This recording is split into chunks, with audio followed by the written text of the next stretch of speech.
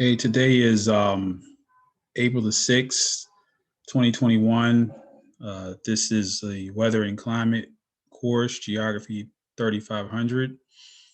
And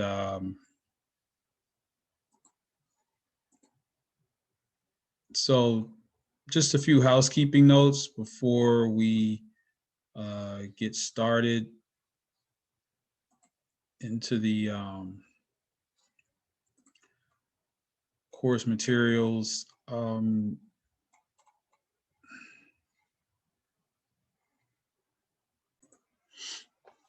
Okay, so looking at the calendar,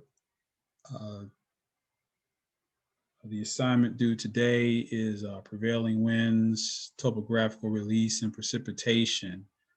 But that is due this morning. And of course, you have the grace period, 12 hours before points are taken off. Also due today is Article Review 7. That's due at 11:30 p.m. Tonight. And then, of course, the assignment for this week is the second draft of your term paper. So I'm going to go to student view here. And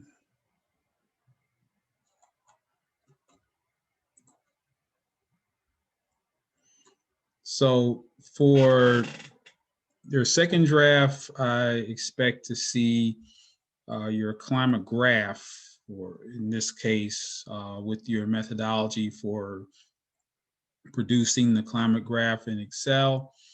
So in addition to the climate graph, you should have step-by-step instructors for the reader of your paper so that he or she could replicate your work. Remember, you're not writing this to me. Obviously, I know how to do it already, but you need to step-by-step communicate with the reader of your paper how you built that climate graph using Excel. Next, the Kirpin climate classifications with your methodology. You should have that if you successfully completed the assignment from the week before. If not, you'll need to go through and do it so that you'll have that in your paper. Same for section 4. Section 6 is where you will have your discussion, not for 3 or 4 cities. I'm going to correct that, but just for your city, where you will more or less analyze that information. So as you can see here with the corrected version, you should analyze your climate graph and climate graph region classification for your city and discuss it in terms of the impacts of controls of climate upon the climate graph and your data characteristics. For example, if your city is relatively, I say relatively rainy, or relatively dry, or what have you, what controls of climate had impact upon that. And maybe you should look at other influences such as air masses, air water influences, and other climate control. So assuming that you get this done by next Tuesday, that should give you plenty of time to really wrap up a really decent term paper by the end of the semester.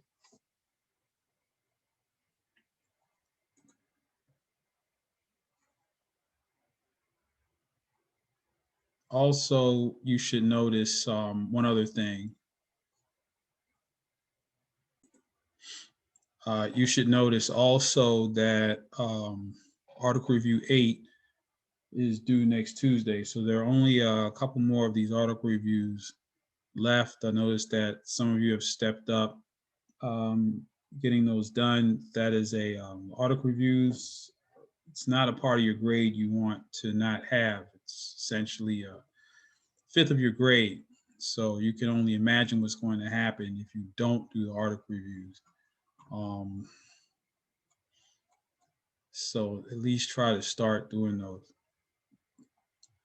Okay, so we are technically at week 11, but I'm going to carry over some of the information from week 10. We did get through a lot of the information with regard to flooding and storm runoff estimation, but we did not really get into the section on tropical storms and hurricanes. So I'll get to that. But before we get to that, I want to complete the presentation I was making about local um, flooding in this document.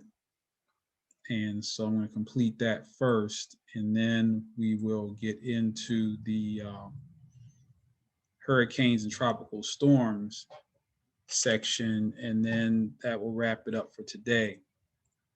The For Thursday, we will not have a live session.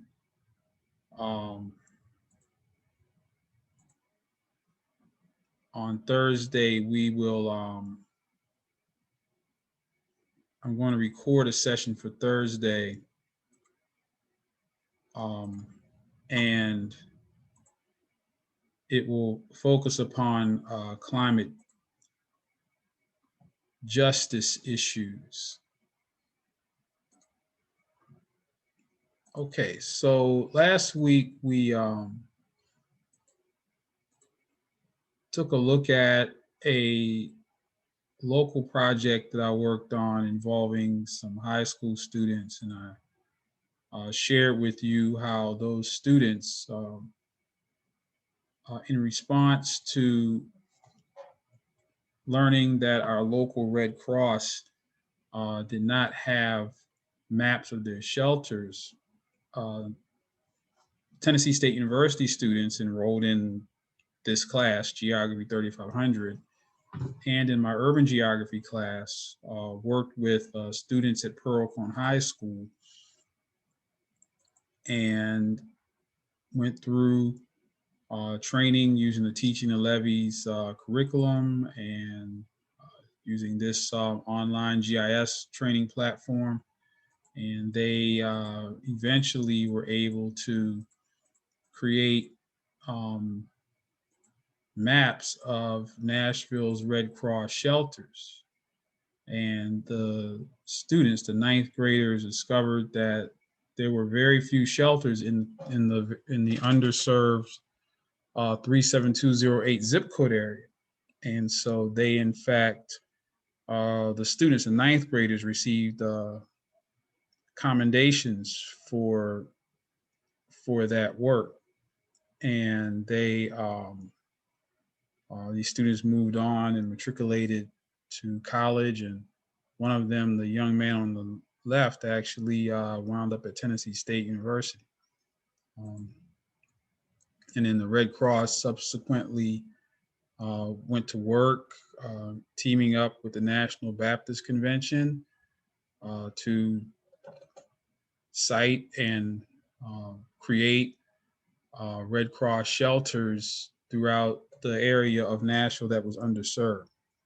So this was more of a qualitative method. It was a research to action type of project where research led to direct results and improvement in the community. And that's what our tradition is all about at HBCUs. So there were a lot of people involved in the success of this particular project. And then soon afterwards, the 2010 flood struck, May 1st to 3rd. And so here are some of the parameters. It was a 5 to 1,000 year flooding event, worst flooding in 140 years in Nashville. There were 17 inches of rain in 2 days. The Cumberland River was 12 feet above its flood stage. I guess the worst part of this is 26 people died, and 10,000 people lost their homes in Nashville. It's quite an event. One of our own alum, Reverend Harold Love, whose mother also worked at Tennessee State for many years, and he wound up serving as an impromptu, his church, St. Paul AME Church, wound up serving as an impromptu emergency shelter. So he went there to make meals, and wound up in being, in addition to that, Red Cross headquarters, Homeland Security, FEMA, waste management, so on and so forth. And in fact, interestingly enough, 10 years later, when he moved to Lee Chapel was right in the path of the March 2nd, 3rd tornado of 2020. So almost exactly 10 years later, he was back in the same role, except in this case, he was aiding in the recovery of the North Nashville community from a tornado instead of a flood. So, but this is heroic. We really were grateful that Reverend Love stepped up in his capacity, but we would rather have in place emergency shelters in the community in the event that these things occur. Here's the this aerial photo just shows you the extent of the flood.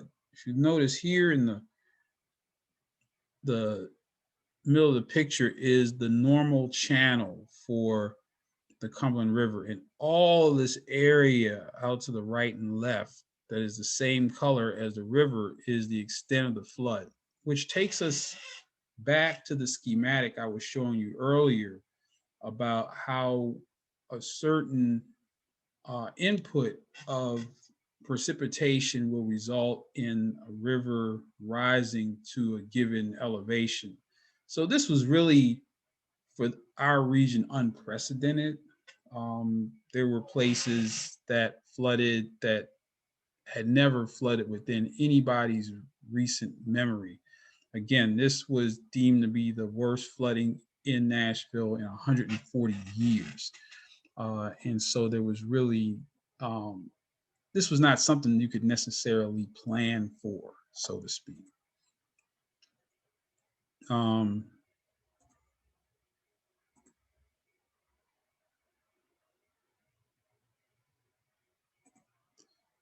Okay. Here we have another image of the flood, just to give you an idea of the extent. This is near downtown Nashville. Let's see. I'm going to talk about climate justice issues later on, but we did have some amount of injustice in this case, where North Nashville, and I was living in North Nashville, and so there were parts of town that did not immediately get attention. Here's the Tennessee Titans facility in Metro Center, and so I was living in, very close to this facility in Buena Vista community, and people were in distress, and yet most of the relief went to outlying areas such as Bellevue, Pennington Bend. Um, but again, North Nashville, there were no cameras. Just as much devastation, but no cameras. And it took a while for relief to get to um, people in our neighborhood. So I partnered with Dr. Nia Fotheringham, and we took an expanded look at the risk and vulnerability from flooding in all of Nashville. So remember, the young people that did the study, Red Cross shelters, focused their or concentrated their efforts towards looking at mainly the 37208 zip code area. But Dr. Fotheringham and I asked the question, are there other communities similar to the 37208 zip code area in Nashville? Um, and so we expanded our search throughout Davidson County, given the fact that of all hazards for Nashville, flooding is the highest in terms of risk and vulnerability. And so, again, we were trying to identify other vulnerable populations within Davidson County, specifically vulnerability to flooding and or lack of access to uh, Red Cross shelters specifically. Uh, so social vulnerability is a way of quantifying people's susceptibility to various hazards. And so we used a quantitative approach to do so. Um, so we used the Social Vulnerability Index, otherwise known as the SOVI.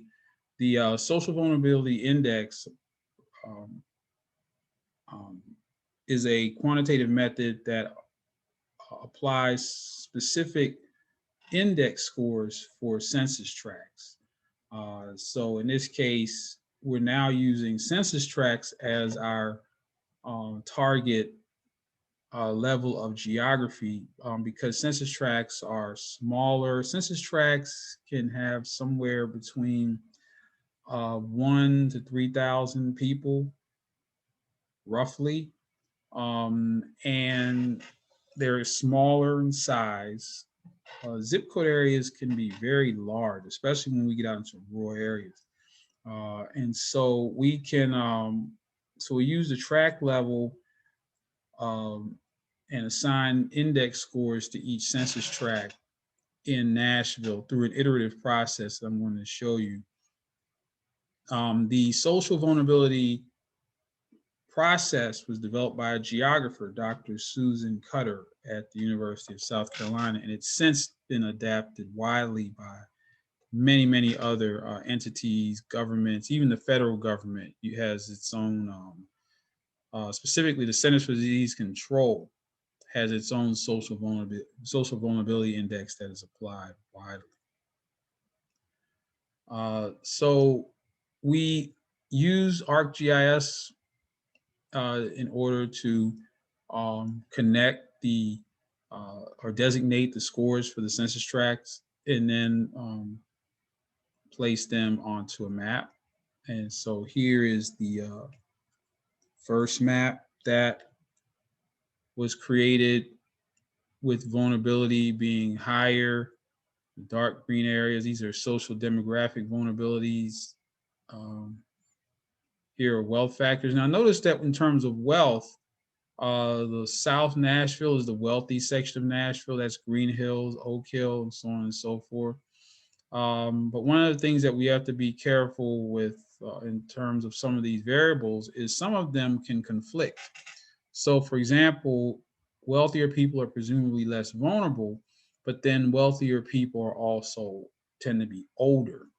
But then in many cases, the older population tends to be very vulnerable.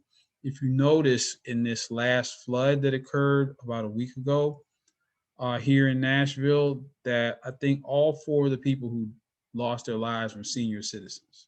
I think they were 65 years of age and older. Were not able to escape the floodwaters. Ethnicity and industry. Uh, this is a combination between people's obviously not being uh, born in the United States, maybe not having English as a first language in their homes, and occupation. And so we found out through this pandemic that a lot of people who are foreign born work in occupations that place them in a vulnerable position with COVID. In other words, there are certain occupations that um, are easily disrupted by disasters. So let's say if these individuals were working in a restaurant, food service, working in a hotel, anytime there's a disaster, those businesses are going to be disrupted. Obviously, we know that they were completely disrupted during COVID. But during a flood, perhaps, or during the 2010 flood, it might not have been the case that their occupations were threatened, but these individuals were definitely threatened in the aftermath of the flood by people who took advantage of them. So a lot of these people lost their homes. Landlords kept charging them rent for months after while they were living who knows where. That's illegal. You can't charge rent for a property that's uninhabitable. But if you're perhaps not from this country and maybe you have some fears of government, they kind of went along with that, continue to pay rent out of fear of some other reprisal. And it was very an egregious offense on the part of some of those landlords. The same thing happened in North Nashville to some people who were renting, who were born right here in the United States. Luckily, there was some relief. There were some attorneys that found out about the situation in South Nashville and were able to offer a remedy. In terms of emergency preparedness, obviously, for Nashville, materials need to be, or government materials for emergency preparedness should be in languages other than English. And so that people can be prepared and be ready in their own language. Now, for Nashville, this presents a challenge. Unbeknownst to many people, Nashville I guess, will resume being a major refugee resettlement site, I guess, once we get our immigration policy reversed from what was going on from the past 4 years. So hopefully, but Nashville for a long time has been a major refugee resettlement site. And so we have people here from literally all over the world. Kurds from Kurdistan, we have Hmong, Vietnamese, Somalians, Sudanese, people literally from all over the world are here. And most of them have settled into that area, Southeast Nashville, as you can see. Again, here are the age factors. Notice that we have to be careful. Same place that we see older people, we see higher vulnerability, but then those are wealthy people also there in South Nashville. Housing factors, of course, have to be taken into account. And then here is the composite map along with the locations of the emergency shelters in Nashville. And so we were looking at, the vulnerability of these communities relative to shelter locations. So the most socially vulnerable tract, if you notice, is this dark green tract right here in Antioch. And it turns out that that tract has, as we expected, about 3,000 people, almost half of whom were Hispanic or Latinx. Almost half the population did not have a high school education. Almost all of them were renters. And again, renters are at risk because if the owner, they're at the mercy of whatever the owner decides to do with the property. If the property is damaged to the point that it's uninhabitable, then the landlord decides not to rebuild, those people, they're out of a home. Also notice 28% have no transportation, so they would have no way of evacuating quickly in the event of a storm. And so here's some more variables about the most socially vulnerable tracts. Again, 70% of them were of some racial, ethnic minority, high rates of poverty, less money, high unemployment. If they were homeowners, their homes were $300,000 less than the median. 4 times more likely not to own a personal vehicle, and 14 times less likely to speak English proficiently. So these are the characteristics of the tracts where people were most vulnerable. So we can see where some needs would have to be filled for emergency preparedness in these cases. Here's the most damning information. So we looked at the least vulnerable communities. They had an evacuation capacity of 20%, even though there were more people.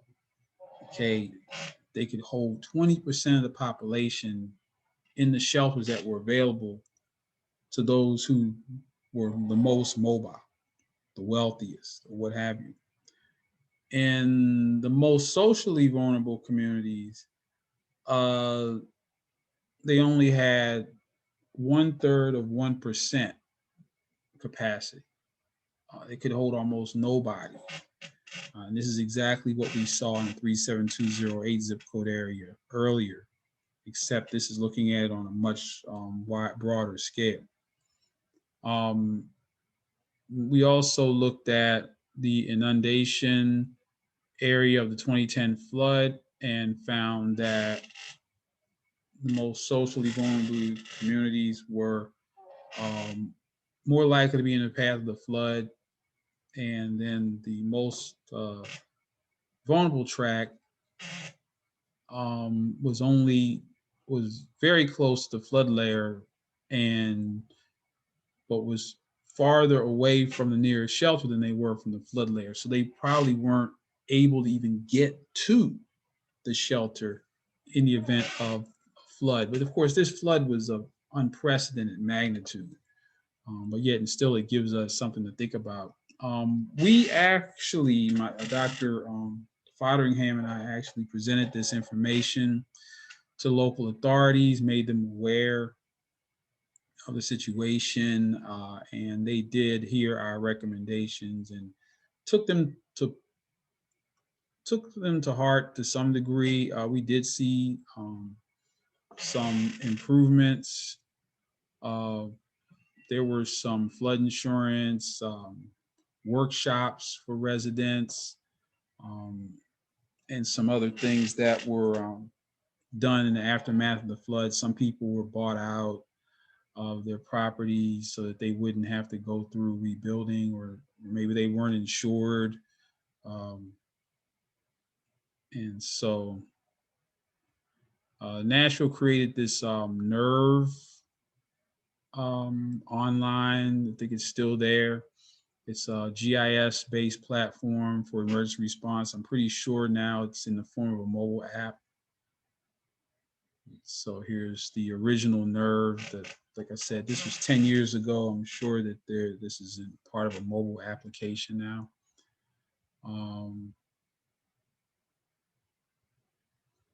And other initiatives have been put in place since the flood.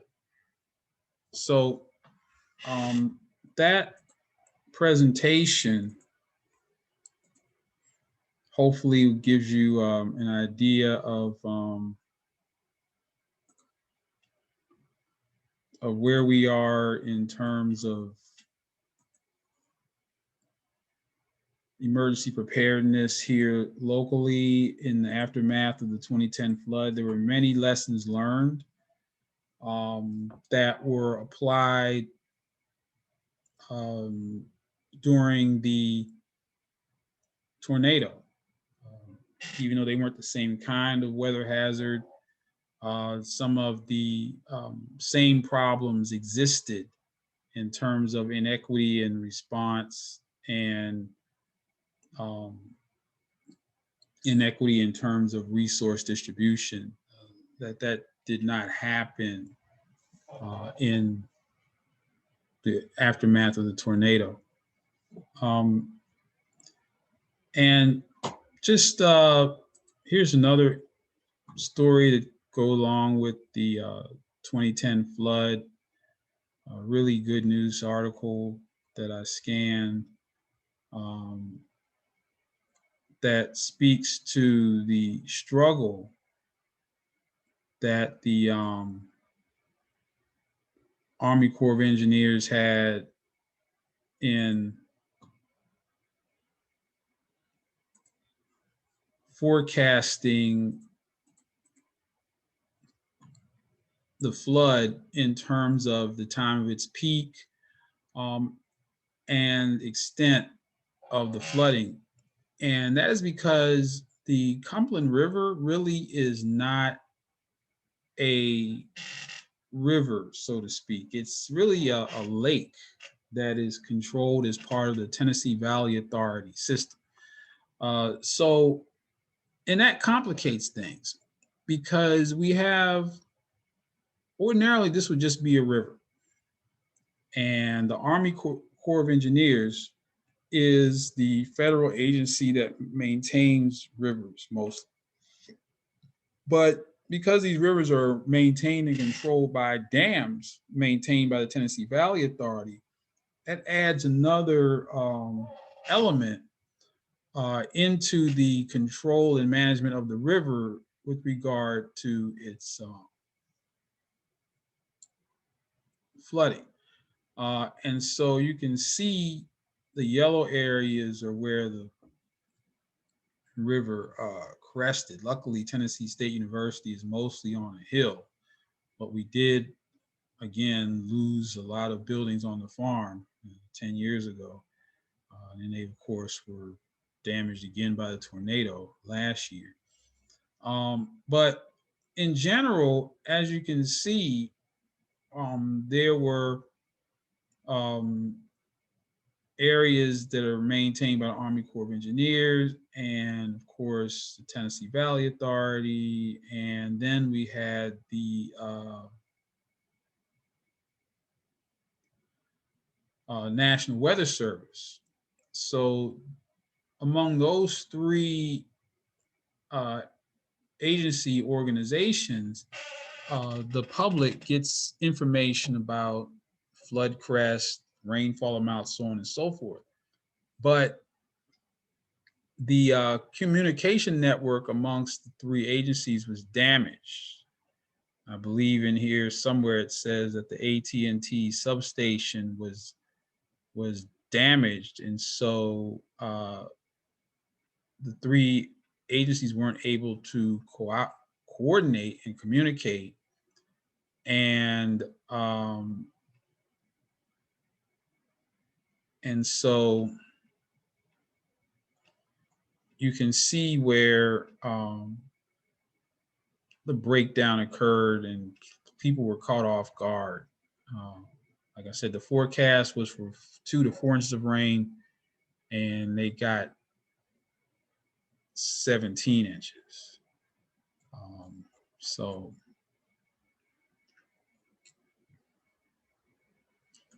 that article just kind of gives you an in-depth look at the difficulties that are faced in predicting these types of storm events. Okay, so let's move on to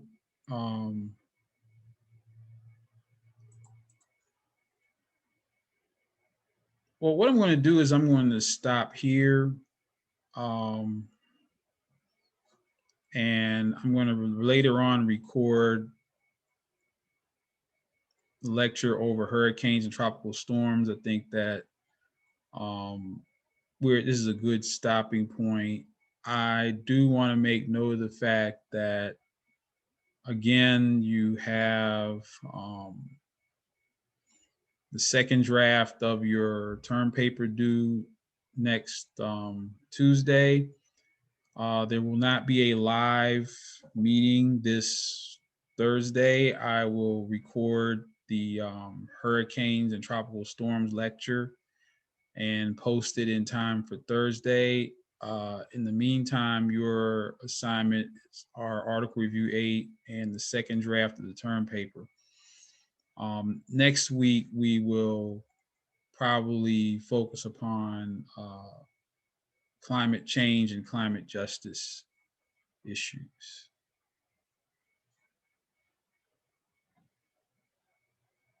Thank you.